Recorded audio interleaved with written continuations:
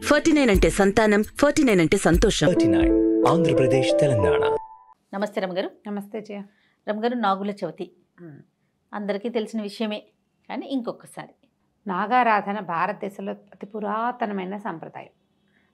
నాగులు, గరుడులు, తర్వాత పన్నగులు, ఇట్లా వేరు జాతులు ఉన్నాయని చెప్పుకుంటారు. మనకు పురాణాల్లో చెప్పబడుతుంది. కొంచెం భయంతో కూడిన భక్తి ఉంటుంది కదా రమగారు. ఉంటుంది. సర్పాలంటే భయం.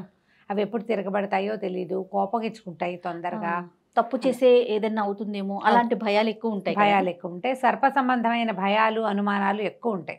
మనకి జాతకాలు చూసేటప్పుడు కూడా నాగదోషం ఉంది, నాగదోషం ఉందని, కేతువులో నీచంలో ఉన్నాడు, ఉచ్చంలో ఉన్నాడు, కేతువు వల్ల ఇదవుతుంది, సుబ్రహ్మణ్య ఆరాధన చేయండి, నాగారాధన చేయండి, నాగశిలలను స్థాపించండి, నాగ ప్రతిష్ఠ చేయండి అని చెప్తారు. నాగారాధన ఎందుకు చేస్తారు? ప్రధానంగా సంతానం కోసం చేస్తారు. అయితే నాగులు ప్రధానంగా రైతులకి బంధువులుగా ఉంటారు. పొలం పనులు చేసే వాళ్ళకి ఏంటంటే పొలాల్లో వచ్చేటువంటి రకరకాల ఈ ఎలుకలు, ముంగీసలు లాంటి వాటితో సమస్యలు ఉంటాయి. ఎలుకలతో చాలా ప్రాబ్లం ఉంటుంది పొలాల్లో. అలాంటప్పుడు ఏం చేస్తారంటే ఆ ఎలుకలకి శత్రువైనటువంటి, ఎలుకల్ని ఆహారంగా భుజించగలిగేటువంటి పాములని ఆరాధించటం. అవును, సంవత్సరంలో ఒక్కరోజు.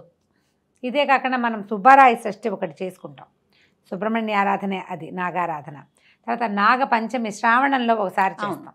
సంవత్సరంలో 3 సార్లు చేస్తాం. ఒక్కసారైనా పాములకు పెట్టాలని భావిస్తారు. పాముకి పాలు పోయటం. సర్పం నిజంగా పాలు తాగుతుందో లేదో మనకు తెలియదు. రోజు పాలు పోస్తే పాములు తాగుతాయన్నమాట కూడా మనకు తెలియదు. కథల్లో వింటూ ఉంటాం, సినిమాలో కూడా చూస్తాం. పాలు పోస్తుంటే పాము తాగేసేయటం, పళ్ళెల్లో పెడితే పాలు తాగి వెళ్ళిపోయింది అని.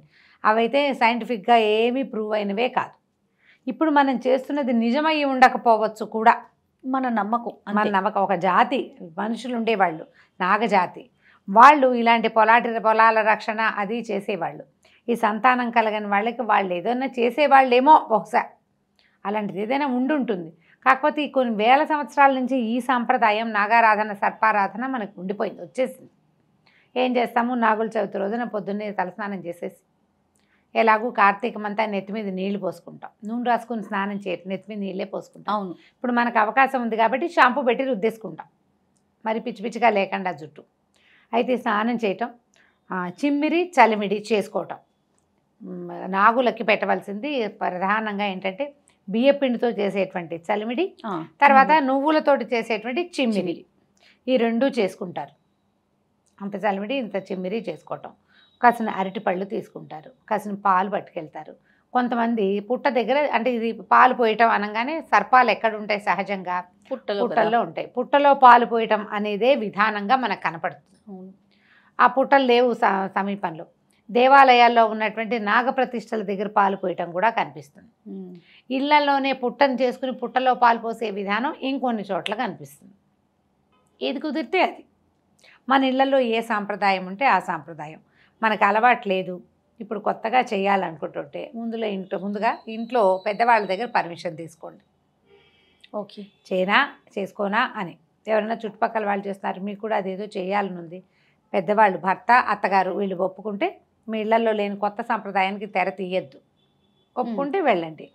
ఈజీ ఏంటంటే మనం దేవాలయానికి వెళ్ళి ఆ నాగులు అవి ఉంటాయి కదా, నాగప్రతిష్టలు, అక్కడ పాలు పోసుకోవచ్చు. అంత పెద్ద తప్పేం లేదు, ఆ పని చేయొచ్చు. పుట్టలో పాలు పోయటం అనేది సంప్రదాయబద్ధంగా కొన్ని ఇళ్లలో వస్తుంది, ఆచారం, ఆనుచానంగా వచ్చేవే అవి. అయితే ఈ పట్టుకెళ్ళిన చిమ్మిది చలిమిడి 2 పట్టుకెళ్తాం. అరటిపళ్ళు, కొంచెం బియ్యపిండి కూడా పట్టుకెళ్తాం. ఏం చేస్తారంటే పాలతోటి ఈ చలిమిడి చేత్తో తీసుకోవడం, అది నలుపుతూ ఈ పాలతోటి దాన్ని పోస్తారు లోపలికి. చిమ్మిరినంతే, చలిమిడంతే. అరటిపళ్ళు కూడా వేస్తారు, బియ్యపిండి కూడా వేస్తారు. నూకలు పోస్తాం, రూకలు ఇస్తావా, నూకలు వేస్తాం, రూకలు ఇస్తావా, పాలు పోస్తాం, పాపడిని ఇస్తావా అని ఇట్లా ఒక పాటలాగా చదువుతారు. నాగుల చవితికి మాత్రమే ఈ నాగేంద్రుడికి పుట్ట నిండా పాలు పోసే తండ్రిని పాట ఒకటి వినపడుతుంటుంది. ఎందుకంటే ఇది ఎందుకు చేసేవాళ్ళు? పూర్వకాలం అంతా మనకి ఎలా ఉండేవి ఊళ్ళు, ఇప్పట్లాగా ఇన్ని ఇళ్ళు వాకిళ్ళు ఎక్కడున్నాయి? పుట్టలు పెరిగిపోయేవి, చీమలు పుట్టలు పెట్టేవి, సర్పాలు అందులో ఉండేవి. ఈ పిల్ల పాప తిరిగేవాళ్ళు. పల్లెటూర్లు, చిన్న చిన్న ఊళ్ళు, చిట్టడవులు, కారడవులు, వాటి మధ్యలో కొన్ని జనావాసాలు ఉండేవి.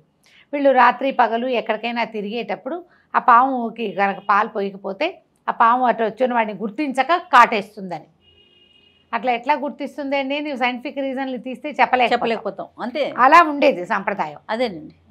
పాటలు కూడా అంతే, నీ పుట్టదరికి పాపలు వచ్చేరు, పిల్లలకి పాపుణ్యాలు తెలియబో వాళ్ళని కాటేయ మాకు అని, ఏం చెయ్యొద్దు అని చెప్పేసి దివ్యసుందర నాగుడు అని నాగుడు ఎంత అత్యద్భుతమైన స్వరూపం కలిగిన వాడు అని అట్లా పూజించి ఆయనని ప్రసన్నం చేసుకునేవాళ్ళు.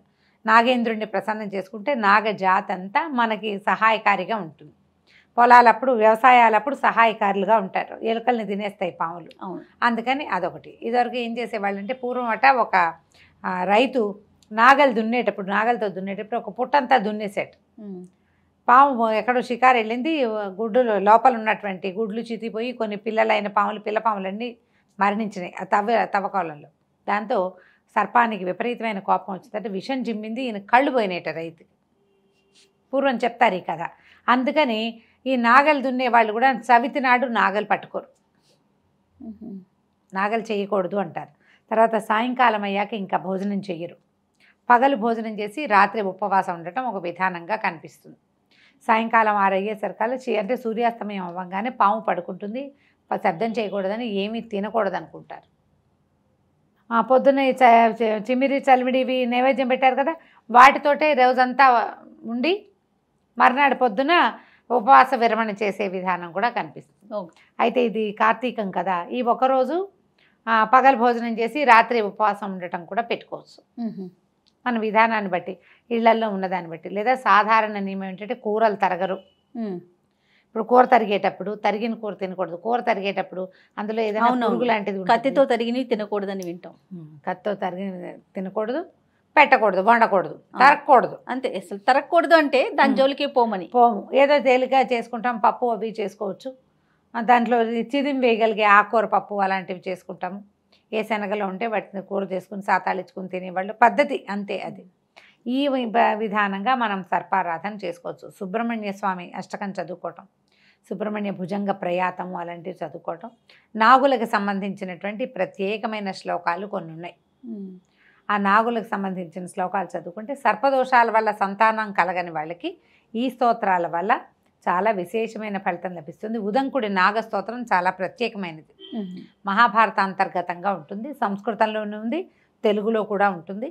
కుదిరితే ఉదంకుడి నాగస్తోత్రాన్ని ప్రయత్నం చేసి అది చదువుకోండి. 4 తెలుగు పద్యాలు లాస్ట్ ఇయర్ చేసాము, మన వాళ్ళు ఆ వీడియో ఎలాగో వేస్తారు. కుదిరితే అది వినండి, నేర్చుకోండి, మీరంతటా మీరే ప్రయత్నం చేసి చేసుకోవచ్చు. ఇంట్లో కలుగుబెట్టి చేసుకునేటప్పుడు కూడా గోధుమ పిండితోటి చాలా చిన్నగా పిండి గట్టిగా కలిపేసి ఒక గోడకి ఆ గోధుమ పిండిని ఇట్లా దొన్నెలాగా అంటిస్తారు, ఓ హోల్ చేస్తారు, ఇందులో పాలు పోసుకుంటాం. ఆ లోపల ఏం చేస్తామంటే పాము పడగ, చిన్న వెండి పడగలు పెట్టుకుంటాం. లేదా గోధుమ పిండితోటే చిన్నగా పాము స్వరూపంలాగా చేసి 3 చుట్టలు చుట్టి ఇట్లా ఉన్నట్టుగా చేసుకోవాలి. గోధుమ పిండి పాములు చేస్తారు, పిల్లలు కూడా చేస్తారు.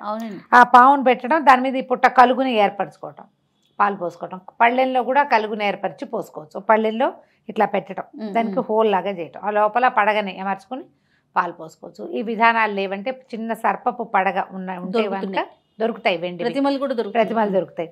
అది ఒక పళ్ళెంలో, ఒక వెండి పళ్ళెంలోనో స్టీల్ పళ్ళెంలోనో పెట్టి దాని మీద ఈ స్తోత్రం చదువుకుంటూ పాలు పోసుకుని మనం చేసినటువంటి చెమ్మిరి చలివిడి అరటిపళ్ళు వీటిని నివేదన చేయొచ్చు. కొన్ని చోట్ల దీపారాధన చేసే నియమం ఉండదు.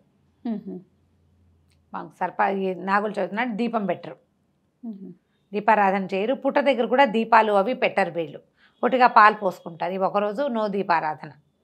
అయితే కొంతమంది ఏం చేస్తారు, దీపారాధన చేసి తర్వాత టపాసులు కూడా కాలుస్తారు పుట్ట దగ్గర. అవునండి, కాలుస్తారు. పుట్ట దగ్గర టపాసులు కాల్చే విధానం కూడా ఉంటుంది, ఎవరి పద్ధతిని బట్టి వాళ్ళు చేసుకోవచ్చు. పుట్ట చుట్టూ తిరిగి ఆ పుట్టమన్ను కూడా మనం పుట్టమన్ను ప్రధానమైనది ఏంటంటే ఈ పుట్టమన్ను, పుట్ట బంగారం అని చెప్తారు. ఆ మన్నుని చెవులకు పెట్టుకుంటే చెవికి సంబంధించిన సమస్యలు తీరిపోతాయని, పిల్లలకి ఆరోగ్యానికి మంచిదని చెప్తారు. పుట్టమన్ను తెచ్చి తప్పకుండా పిల్లలకి పెట్టాలి. పుట్టమన్నులో కొన్ని రకాల ఆరోగ్యకరమైన ఎలిమెంట్స్ ఉంటాయి, అందుకని ప్రధానంగా పెట్టమంటారు. పుట్టలు చీమలు తవ్వుతాయి కదా, గుల్లగా అయిపోతుంది మట్టి, మృదువుగా ఉంటుంది. మనం ఈ పాలు పోసి అవి పెట్టి ఇవి పెట్టి కొన్ని చోట్ల కోడిగుడ్లు అవి వేసే పద్ధతి కూడా ఉంటుంది, లోపలికి జారు విడుస్తారు. పద్ధతి ఎవరి తీరు వాళ్ళది కదా, సంప్రదాయాన్ని బట్టి చేయాలి. అంటే ఇప్పుడు గుడ్లు తినని వాళ్ళు కూడా గుడ్లు వేసే సంప్రదాయాలు కనపడతాయి. తినేవాళ్లే వేస్తారని అనుకోవడానికి వీల్లేదు, తినని కమ్యూనిటీస్ వాళ్ళు కూడా వేస్తారు. దీపాలు పెట్టుకుంటారు. ఇంట్లో కూడా దీపం పెట్టకూడదనే నియమం కొన్ని కుటుంబాల్లో ఉంటుంది. కుటుంబాచారాన్ని పాటించండి. ఇలాంటి పర్వదినాలు జరుపుకునేటప్పుడు తప్పకుండా పెద్దవాళ్ళని ఒకసారి సంప్రదించి మనం ఏముంది, మనం ఏం చేయాలి అనేది చేసుకుంటే చక్కగా సజావుగా అవుతుంది. ఏదైనా పొరపాటు చేసామన్న భయం ఉండదు, అలా చేసాం ఇలా అవుతుందేమో అన్న టెన్షన్ ఉండదు కదా. కాబట్టి కంగారు లేకుండా ఎవరినైనా కనుక్కొని చక్కగా సాకల్యంగా నాగుల చవితిని జరుపుకోండి. నాగుల చవితిని జరిపిన వాళ్ళకి సంతానం కలుగుతుంది ఒకటి. రెండోది, సంతానం ఉన్న వాళ్ళకి పిల్లలు ఆరోగ్యంగా ఎదుగుతారు. నాగారాధన ముందు కాలం నుంచి ఉన్నదే, మీకు అవకాశాన్ని బట్టి చేసుకోవటమే. తప్పకుండా రమ్మగారు. నమస్తే. నమస్తే జయ.